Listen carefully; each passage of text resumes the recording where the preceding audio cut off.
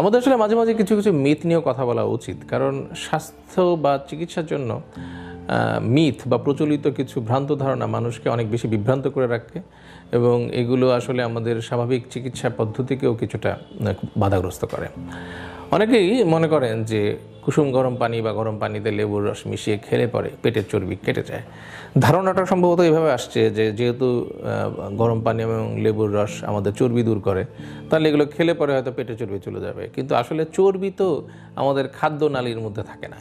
এমন না যে আপনি চর্বি খেলেন বা ফ্যাট খেলেন, সেগুলো খাদ্যনালীতে জমা হয়ে রইল, আপনি কুসুম গরম পানি আর লেবুর রস খেলেন, ওগুলো গলে পায়খানার সাথে বের হয়ে গেল।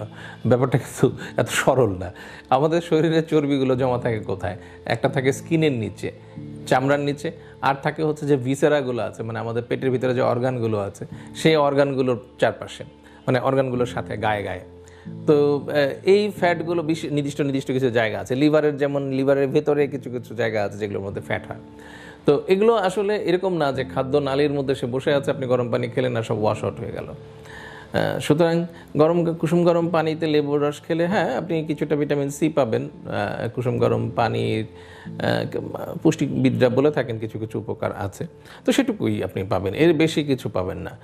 মানে আপনার ফ্যাট কেটে যাবে এটার ভাবার কোনো দূরতম সম্ভাবনাও নাই, এবং গরম পানির সাথে এই ফ্যাটের কোনো সম্পর্কই নেই, কারণ আপনার এই গরম পানি এই ফ্যাট পর্যন্ত পৌঁছাতেই পারবে না। আর আপনি গরম পানি খাবেন, স্টমাকে গিয়ে ওটার টেম্পারেচার কিন্তু সাথে সাথেই নিউট্রালাইজ হয়ে যাবে, মানে তাপমাত্রাটা কিন্তু আবার স্বাভাবিক হয়ে যাবে।